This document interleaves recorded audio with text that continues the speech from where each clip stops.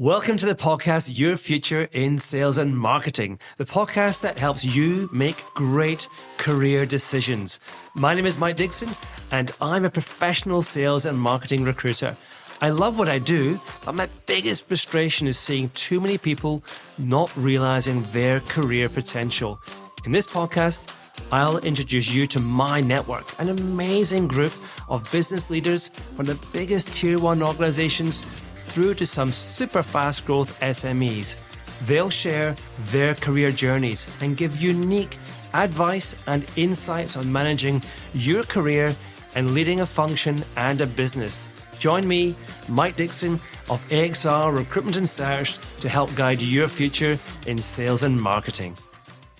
Well, welcome once again to Your Future in Sales and Marketing. Today's guest is Paul Tucker, Sales Director of Moet Hennessy, an Aussie Brit whose career has seen him rotate between the UK, Australia and Singapore, but feels very much like Sydney is now your home. Paul, welcome. How are you? I'm good. Thank you very much for the invite, Mike. That's all right. Great to have you here, and really looking forward to this conversation. And there'll be a few people who are watching on YouTube wondering where the product placement is, Paul, the thoughts of Moet, but that's all good. And talking of cool brands, we will start off with the usual question, which is your favorite brand. Which one is it? So this is quite an easy one for me because it's a brand that I'm super passionate about for two reasons. So it's On Running. They're a cloud-based running trainers and apparel. And they've got Roger Federer, who's a Moet Chandon ambassador, as a major shareholder. But many years ago, I had plantar fasciitis, was struggling with running, needed a decent pair of trainers, found these On Runners, and cured the plantar, but also look super cool, can kind of develop into day as well as running. So, and now they're kind of transcending into fashion. So they're doing a hookup with a LVMH brand called Loewe, doing some pretty cool high-end stuff. So that's the brand I think to look out for. How do I not know about this brand? You should do it as a runner. You should do. No, On Running. So yeah, they've got special technology. It's really super stable. Kind of think like Hoka style type tech, but it's they're super cool. I'm a Hoka runner, but not exactly a sponsored runner, but if anyone's listening to Other Hoka, brands are available. They're welcome. Plant is obviously every runner's worst nightmare. So they're On Running. Yeah, right. But it was from the trainers. It was from doing a lot of Ks without the sufficient runners, and then found this, and I can't leave now. I'm hooked for life. Good. All right. Love it. We've learned something new already. This is excellent. Okay, so let's learn a bit about you. So where are you from? We're going to obviously go into your career and your journey, which is super interesting. But, life before, where did you grow up? Yeah, so I should have my badge for my advocate for Bournemouth's number one tourism advocate. So I was lucky enough, I grew up in the UK in a beautiful place called Bournemouth. It's on the south coast. 2 hours south of London. It's a beautiful place to have, it reminds me a little bit of Sydney. It's got that kind of that vibe about it by the seaside, but obviously you have the city here, whereas you don't have that in Bournemouth. So yeah, beautiful 7 miles of golden sand. You've got the New Forest nearby. So very outdoor, good set of friends there, obviously beautiful family. And so, yeah, it was a lovely place to grow up. You still got friends and family back in Bournemouth? Yeah, absolutely. Mum's there and family and my friends. So I'm from a really close-knit group of people, which they've been friends for a very, very long time. I don't want to age myself, but a long, long time. And yeah, they're as much family as they are friends. So yeah, I was super lucky that obviously later in my career, I was able to move back, and that was a big positive for me to be able to go back in and have this ready-made group of best friends. It sounds great. So you've got the beaches and the forest to run in. Love yes, it. Yeah, exactly. Yeah, exactly. Perfect. Good. Now, I think you're the first person on the pod who started their career in recruitment. Even I didn't. I started in marketing. And the big recruiters like Hayes and Page, they recruit grads by the 100. But you worked at Match Tech, which you were telling me before has actually become a very big recruitment company. Absolutely. Just talk us through why recruitment. Yeah, so it was never really in the agenda. I did a marketing and economics degree. Always felt like sports marketing was going to be where I wanted. I wanted to work for a Nike or an Adidas. But then kind of as the university transpired, I had to help pay for myself through it. And I was doing a bit of kind of sales work, and then finished university and kind of kicking around in the summer. And, Dad was like, well, you've got to find yourself a career now. And I was like, okay, where do I learn to be the best salesperson I can be? And at the time it was recruitment. Recruitment was hot. It was known as being very cutthroat, but also it was a great learning period. So I took that as like my apprenticeship into sales. So started kind of day one. I got the book slapped down, the yellow pages slapped down on the table. It was like, you've got 3 months to earn your salary back in bookings. Now go and do it. So it was a real baptism of fire, but it was that apprenticeship I think I needed. Wow, old school recruitment. Yeah, absolutely. Yeah, yeah. It was telephone lists on a Friday is how many hours you'd been on the phone. So you were just, throwing yourself into the work because you just wanted to be at the top of that list. You wanted to be booking those numbers. So it was good fun. Wow. Well, not the way we do it now, but but it serves a purpose, I'm sure. But, so good experience for you, something really, really new, but got you into sales and back then it definitely was. It was an industry that was in super fast growth. Lots of people were going into it, as I remember at the time. But you then went into FMCG and landed a role at Wella. Why transition from recruitment and why FMCG? Yeah. So I was getting to the point where it was amazing, but when you are just bombarding and battering the telephones and you get a real sense of achievement, but you're missing that human interaction. And so after kind of like a year and a half, I was like, I want to get out. I want to be kind of more mobile. And then I was like, well, okay, where can I do my next apprenticeship? And that was kind of like the repping days. And I remember I had a couple of friends like, you don't want to be a rep. That's like, that's them and estate agents. It was like the lowest. And I was like, well, no, but this is again, a great learning opportunity. So, the Wella business has just been acquired by Procter & Gamble. So just a couple of months in. So it was still independent of them, but it was just a great learning experience.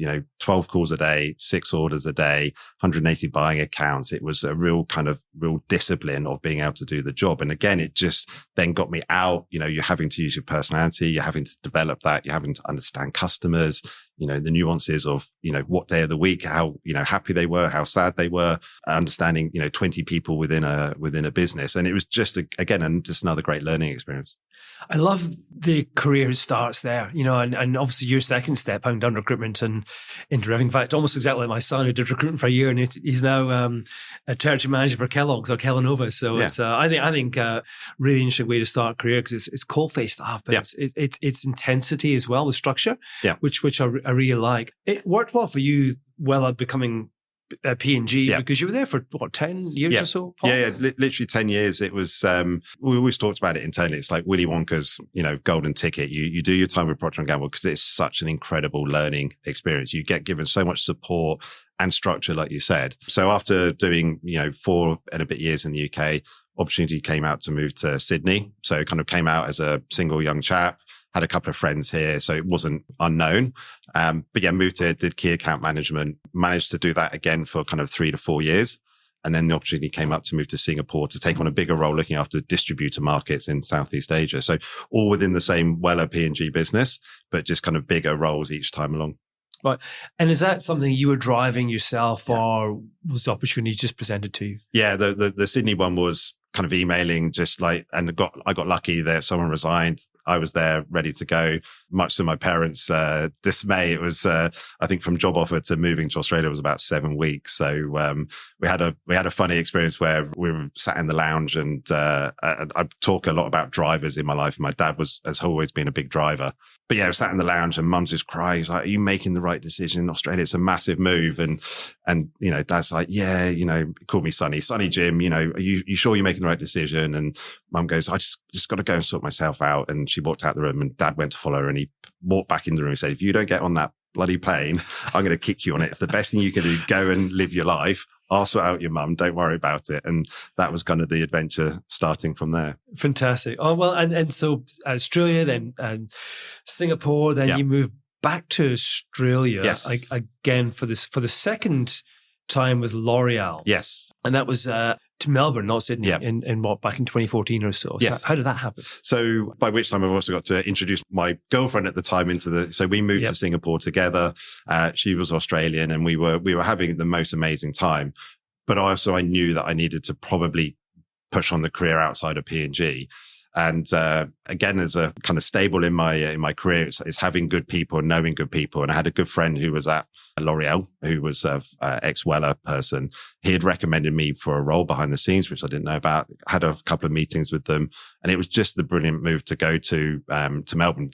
I think kind of throughout career, geographical kind of restrictions haven't really held me back. It's the role and it's the time, and that was definitely the right time and the right role. Yeah, and a very different city to Sydney, and a brand new experience for you as well. So, but then back to Singapore 2.5 years later. So it's like you're racking up some serious air miles and becoming a very much a world citizen at that point. If you look at your kind of career pathway, it looks like an exciting move, because that was like a GM type role of a fast growth kind of not quite startup, but not far off business. Yeah. So how did that happen again? And talk to me a bit about the organization that you work for. Yeah. So I guess taking it back, the reason it came about was I'd done nearly 13 years in professional hair care. So selling products to hair salons was an amazing adventure, but also I was acutely aware of legacy and time in the industry. And I thought, if I don't move sooner or later, I'll be stereotyped into that and have to stay there forever. So the ability to move and to change industries was there. It came about through a good friend of mine as a current theme, in terms of he was at Unilever, and I was kind of chatting to him, and he's like, it's just not the right time for you to come over to Unilever. But I've got a really good friend who's just left Diageo, and he's setting up an alcohol distributor ship in Singapore. Would you be interested in coming and running it? And at the time, it was proper. Startup's not the right word. It was fly by the seat of your pants. It was just mental, but it was so much fun. But in terms of that kind of way of working, we were doubling the business almost every 3 months. It was just incredible. So we were the distributor for Diageo, for Treasury Wines, Fever Tree, which was still quite new in its infancy. And we were just able to keep growing and growing, it was just a phenomenal learning experience. But it was, that kind of old school business meets new school growth. And it was a really interesting experience. Right. And this girlfriend or wife was still girlfriend at the point. Still girlfriend and just coming along for the ride, having a great time. And Singapore was, how long were you in Singapore? So it was just a year. So Rachel and I, we got married, and we had our daughter in Melbourne when we were there. So she was young, but about a month before we were due to leave Melbourne, we had and anyone who's not from, or you're living somewhere where you're not from, you have the dreaded phone call. The phone call, maybe will come one day, but you hope never comes. And it was mum and dad on Skype in those days. And it was like, we've got some news, and it's not great news. And so, my dad was diagnosed with something called mesothelioma, which is asbestos, or it's lung cancer linked to us being exposed to asbestos at some point. And it was about a month before we were due to leave. So we were committed to the Singapore move. And I remember we were taking our daughter Ava out for a little stroll in the pram, and Rachel just turned around to me and said, "Look, shall we just not go to Singapore? Should we just go back to UK?" And kind of my loyalty and my thought was, no, let's keep going. Let's stay true to where we're going, and we can figure it all out, probably a little bit naively. And then obviously as the move transpired, Dad got sicker and sicker. And unfortunately it's quite a debilitating form of cancer. So by halfway through that process that year, it was clear that it wasn't certainly going to stop. So we kind of then said, right, okay, now's a good time. We feel we're in a good, stable situation as a family. Let's make the move back to the UK.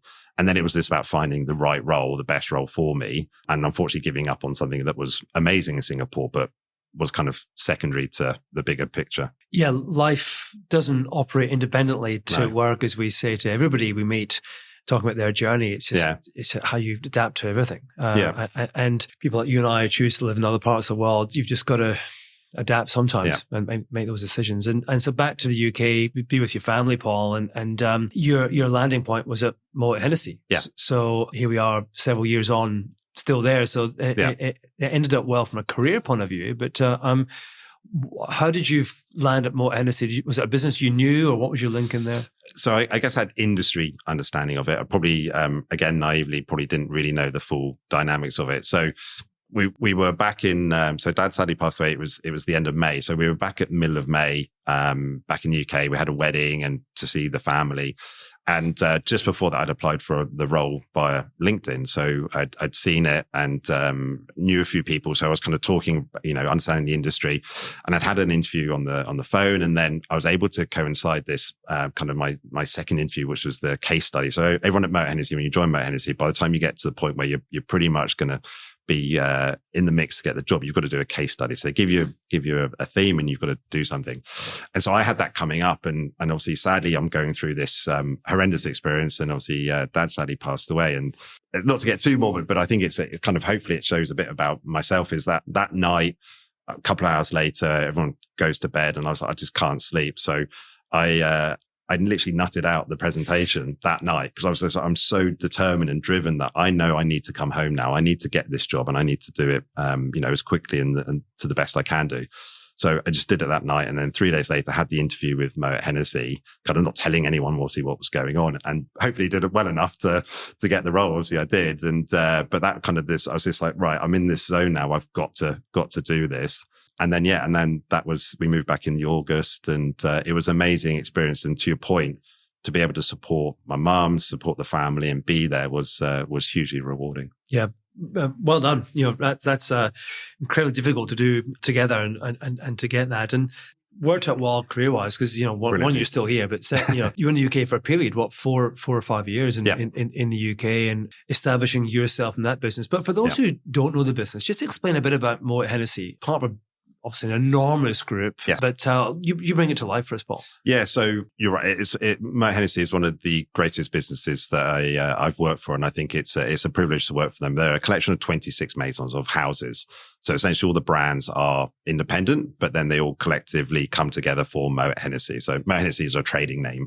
We're obviously part of the LVMH, the Louis Vuitton Moet Hennessy group. So you've got Louis Vuitton, you've got Dior, you've got Tag Watches, Sephora. You can keep going on forever and ever. So the beauty of the business is the expectation levels are really high. It is a luxury business. It's a high performing business. So when you're prepared to work and do the right thing, the career development and the pace that can go at is rewarded because you're in that environment. And so for me, it was like the perfect role at the perfect time. Great. Is it a business for those on the outside looking in that you make it what you want it to be? Or do you just get into these kind of career pathways and it just unfolds for you? So I think it's twofold on that one. I think it's a 1-2 step. So you get in there and you prove yourself, you do the right thing, you work hard, you find your skill level, you find the community around you within it, and you really, add value to that. Then you get the privilege of being part of a mobility program where you can then shape your career, but you can't do one without the other. But once you do it right, it's a phenomenally good company. You get so well supported throughout that. It's a really positive experience. Yeah, and it takes us on to your third move to Australia. Yes. Something in Australia that you can't let go. Yeah. And but to come here and take on the sales director role was a big move. Was that something that was you drove, or how did that happen? So at the very, very beginning of COVID, I went on to kind of the pathway to get a move. And obviously that would have been 3 years. So it took an extra year and a half, probably longer than it would have done. But obviously COVID had that impact. But at the time, US was potentially an option. There was a couple of countries in Asia potentially. But the minute that Australia came up, from a personal perspective, obviously we hadn't lived in Sydney for 10 years at that point. COVID obviously had created this kind of tyranny of distance for her where she was away from her family. And there was this need to have the grandchildren, with their grandparents and cousins and uncles and aunties. So there was that kind of pull of home. But then there was this amazing opportunity. Moet Hennessy Australia is a phenomenal market. And the role itself, so in the UK, you have an on-premise sales director and off-premise sales director. Here you have one sales director. So you get the beauty of having both in a top kind of 5-6 market for Moet Hennessy globally. So everything was aligned that we got the personal and I got the professional move at the same time. Brilliant. And in terms of the mandate you had when you came in, because it's a top 5 market, presumably because Mo is doing well here or has historically done well. But what was your mandate when you came on board as sales director? So the market itself is a mature market. And that was, again, the beauty of it is you're not going into something that's underdeveloped. This is a truly special market. I guess the first one is don't mess it up is always a good one. Go in there and do the right thing. But it was very much about kind of just then evolve it into kind of more how we work globally. So, again, with obviously Australia being so far away, the easy thing is, and the, the type of market with duopolies and with, big on-premise groups is you can kind of fraction away a little bit too much. And so the idea was that, no revolution needed, but just bring some of that kind of global thinking back into Australia and just bring it into a position where, in the period of time forward, it's a better, more, agile, more forward thinking market. And what's the dynamic between the local business unit or maison here and the global business? Are you kind of operating within quite strict guidelines, or do you have a fair degree of autonomy as to how you do it? So, look, obviously we are a collection of maisons. So the maisons are essentially, the ones that they're the business. Look, we kind of have certain aspects that will come. They'll be wanting to do certain types of activations, and they want certain types of brand desirability in certain markets. But then it's knowing the local market. Is that's then how you play? You then kind of, make your own future with that. We've done some, the Hennessy My Way was this most amazing global platform because we were partnering with the NBA. And so they're like, right, do something big. And so we emptied the pool at Icebergs, put a basketball court in there and played basketball, and it was just the most phenomenal. And that kind of was just seen globally as the best thing that's, probably ever been done from a Hennessy perspective. And then everyone else tries to then copy it. So Australia is really seen as kind of like that lighthouse, that real kind of the first mover in terms of doing amazing activations. I remember that. That got huge coverage. It was really, really cool. And you're entering your third year of being the sales director, so presumably you haven't messed it up yet. Is the mandate changed? Still, business as usual. We're doing a good job. Yeah, and it is. There are a group of really phenomenally talented people in Australia. People we've got everywhere from. So the business as Moet Hennessy was only incorporated just over 20 years ago. So before that, it was through various different distributors. We've got people who've been there 20 years, 19 years, and all the way through to someone starting today. So they're a really good group of talented people. So again, there's no revolution. It's just making sure it's fit for purpose and being more agile. And last 5 years has taught us that if you can't be anything else, you've got to be adaptable to, the way that the market and the world is moving. Yeah. It's interesting because we are in a kind of a very different market. Every year seems to be another set of challenges for us, at a macro level. Yeah. And this year we were chatting in our meeting this morning at AXR on what does this year look like for consumer demand. There's obviously pressure on household spending, and you're a luxury company. Do you operate at a level where you really feel that? Is demand dictated by what's happening at a macro level, or does your brand presence kind of right above that? So I think you have the ability to, obviously, by doing the right thing with the brands for years and years and years, which is what we've always done. We've always prided ourselves on being the forefront of brand desirability. That does afford you maybe a little bit of grace, but in today's kind of fast-paced world, it doesn't. So, as much. So you need to keep doing that. You need to keep investing in brands. You can't kind of just kind of neglect that to then just focus on sales. So for us, it's that agility to stay true to the pathway, which is, we're bastions of 300-year-old brands. We can't just try and, forget about it, but it's also then being agile to the needs of the world. Yeah. It's interesting. So what I want to talk about is next, Paul, is this kind of the difference between enterprise leadership and functional leadership. It's for those who I meet are on the cusp of leadership team roles or a GM role. I often really get into this. Is how do you think as enterprise leader? And because you're talking there about the enterprise thought process, the bastion, these brands have been around a long time. You're the custodian of them. There's things that go on, but you've got to lead the business through the market conditions. So talk about from your perspective, what's the difference between enterprise and functional leadership and how are they interlinked in your role at Moet? Yeah. So I think, using my own personal experience of 12 calls a day, 6 orders a day, 180 buying accounts, that is the necessity of getting that functional element of a business. So you've got to do the foundations and you've got to do them brilliantly well.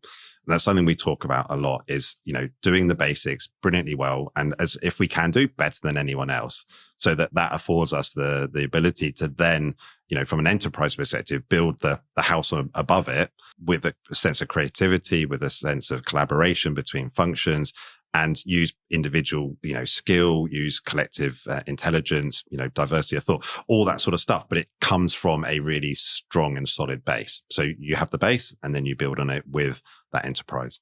Yeah. And it's interesting. You go right back to discipline there.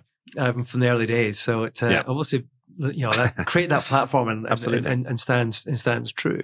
And what about from a connection point of view? How do you connect the people that are working for you? Because they're reading the same press. They're kind of probably hearing, from their customers, what's going on in the marketplace. But, to keep them focused on what you're trying to achieve at an enterprise level and getting them connected. How do you do that as a leader? And to be honest, that's a journey as well. It's not something I did the Myers-Briggs years ago, and there's always that kind of task versus maintenance. And I've always been very task focused, and at sometimes at the downside of maintenance. And so very much now it's got to be in balance. So from to answer the question in terms of making sure people feel connected, sharing of information, bringing people together as well. If you're in Queensland, if you're in Adelaide, if you're in Perth, you can get isolated and your local troubles can drive you down. But if you're in an environment where you're able to share that, where you're able to kind of have a bit of fun as well and reconnect with your colleagues. So we brought all the sales team. We had our sales conference first of all, a couple of weeks ago. Before that, we had our big national conference. So again, it's that connectivity where you can really get that sense of, well, we're in it together. And the minute people feel they're in it together, then, there's a bit more extra, kind of skin in the game. And I reckon too, the brands you've got, there must be this sense of pride you mentioned before, the ability to feel you're representing something that is very cool in market too, which it must make it a little bit easier if you're working in some really dull category.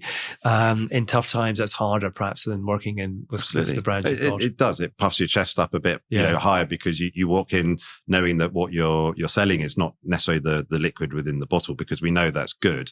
What we're trying to do is, we always talk about this, I always talk about this, we're always trying to be the support actor. We don't want to be the main actor. We want to be the person that drives that experience for the consumer. So whether or not it be a wedding, maybe it might just be their first date. They're not going to remember necessarily the drink, but they remember the experience was incredible. And hopefully they do remember the drink, but we're about elevating those experiences. And that's what we want to keep doing. We want to kind of win a disproportionate share of voice when it comes to those moments. They're with our incredible brands. Great. And back to you and your career. So the trajectory at Moet Hennessy, where do you go from here? Nowhere at the moment, because I think, we're still got a lot of work to do. We're still kind of transitioning through the COVID to the post-COVID to the, cost of living crisis. So I still feel there's a lot to do. I feel like we're bedding down ways of working. We're still kind of finding our own way of doing things. We're looking at new avenues, new channels. So I think there's still a huge amount of work to go. That doesn't mean that I'm not ambitious and I don't want to move, but it just means that I'm also maybe maturing and knowing that I've got to do it the right time in the right way. Yeah, great.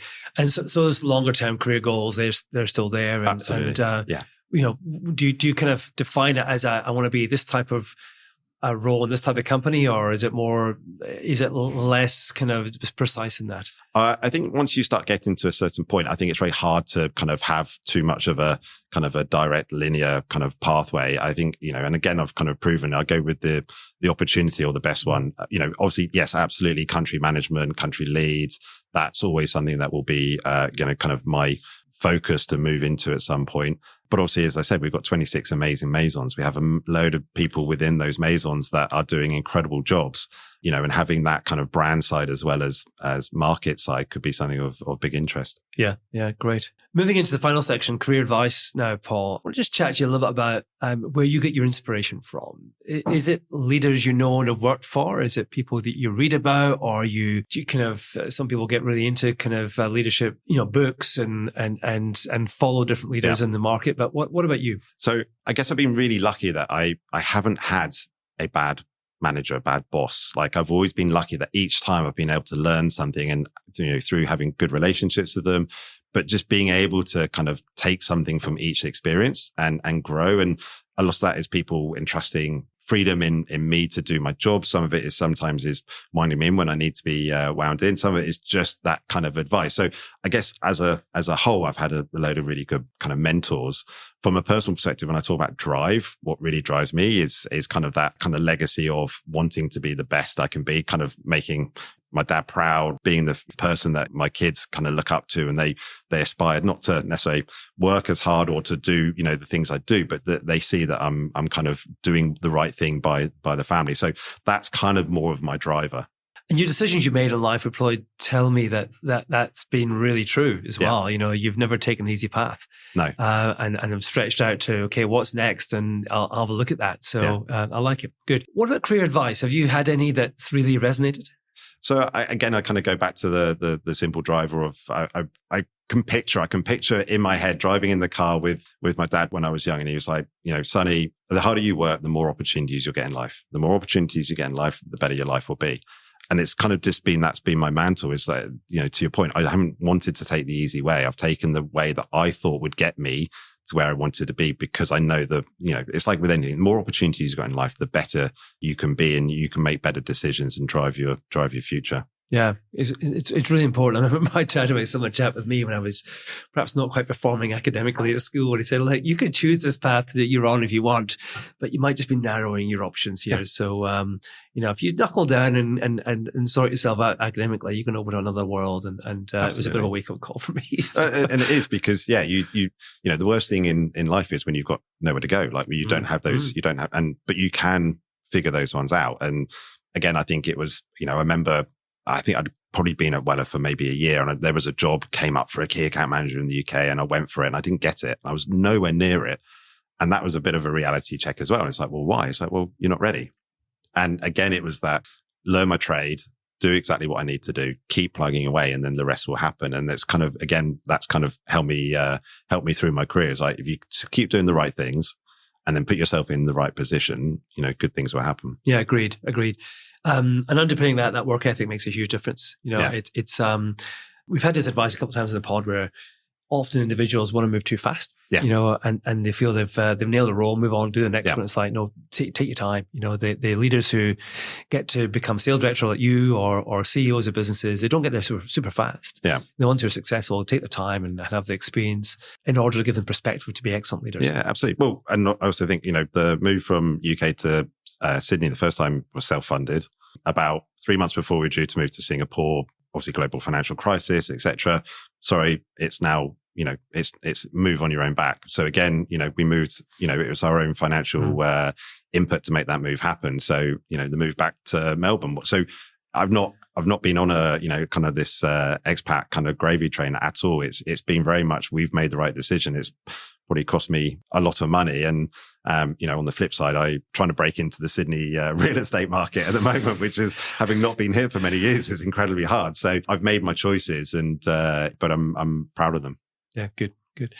When you look to other people that you are, you know, work for you or you come across, is there anything that you see in them you think you're marked out for success? I can see senior leadership in you. What are the kind of common traits that you look for, you see? So I think there's this kind of notion, and you know, you go back to leaders, and there's the guy I really identify with is a guy called Matthew Syed, who in the UK, he used to be a table tennis player, failed, but then has become an amazing kind of psychologist. And he always talks about diversity of thought. And it's always about having that ability to not be bound by other people's thought, not be kind of like, oh, well, you tried that 5 years ago, it didn't work. Or, well, that person said it's not going to work. It's about having that kind of confidence in your own ability without it being arrogant, but then also then being willing to see and have a kind of an open lens on life. So I think that definitely that open viewpoint. And then you mix that in with a bit of pragmatism, and, you know, that they, you know, can work harder, they can do all that type of thing.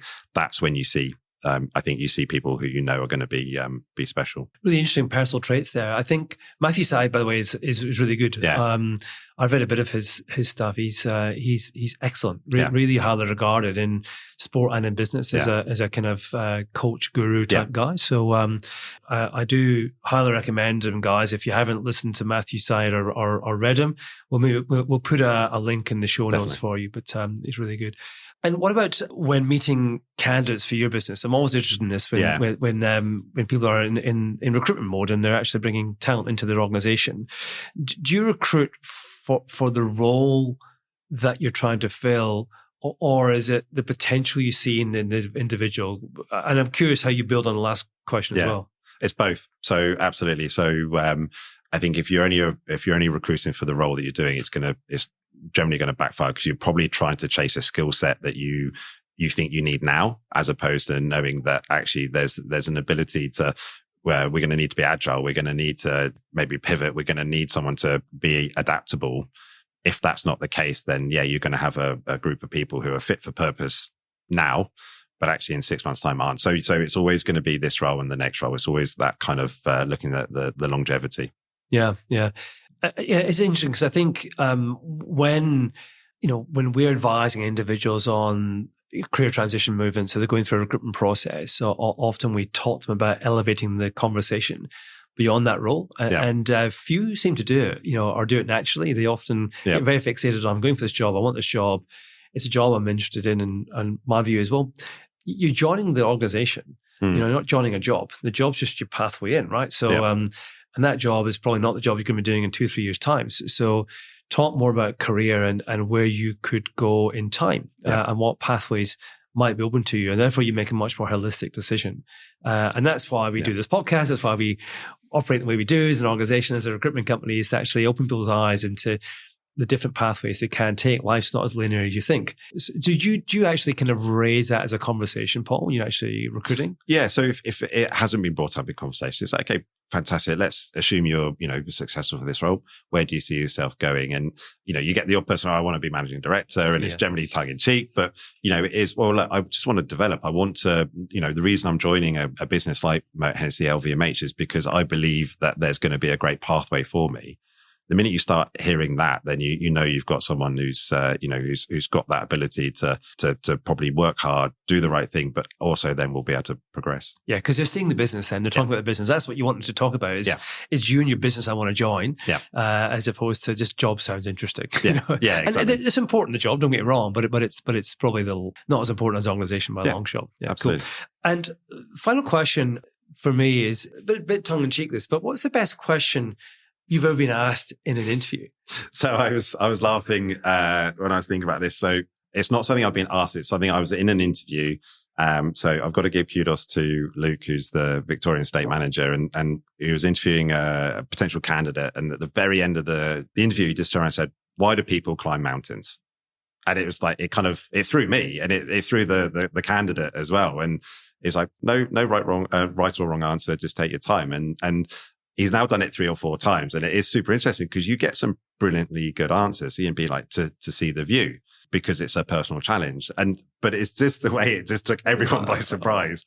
And so it's kind of, I've got to give him kudos for throwing that in at the end of a conversation. I wonder where he's got that from. I think it's I think someone else has had that to him, and then he's brought it into a conversation. So, but it was, you just saw kind of the taken aback approach, but then settle for a minute, and it was quite a good, and we've had some brilliant responses. Yeah, it's I like that. I might bring that into the podcast then. Why do people climb mountains? Yeah, Paul, that's fantastic. Really enjoyed the conversation. Love your journey. Thanks for sharing some of the personal side of your journey as well. As an expat, I kind of empathize completely with how challenging it can be to map out life on the other side of the world. So I think, but brilliant career so far. I'd love to see where that goes, but lots to do at Moet Hennessy for sure as well. And guys, I hope you really enjoyed listening to the conversation today. For those of you who haven't seen our recent social media posts, our 2024 salary guides were launched last week. Now, whilst I'm pretty biased, I've seen a lot of generic salary guides over the years. And if you're going to have one report to guide your career decision making, make it the AXR one. Not only do we get exact salary ranges, but we also map out those to each role function in sales, marketing, and category. So you can't be thrown by titles. You know exactly what a role is and what you're responsible for. So look at that first, then look at your title, then look at your salary, and you should get some alignment. Now, we also detail in there, what have you got to be good at? If you're a national account manager or a brand manager thinking, I want to step up and onwards into something new, then what have you going to demonstrate in your current role that's going to make us look at you and potential employers, whether it's internal or external, look at you for that move? So some gold in those reports. If you haven't got them, jump on. But the downloads have broken all records last week, so they've had an impact. So jump on. Lots more to come in the pod this year. Paul, once again, thanks. That was awesome. And look forward to seeing you next time in your future in sales and marketing. Thank you, Mike.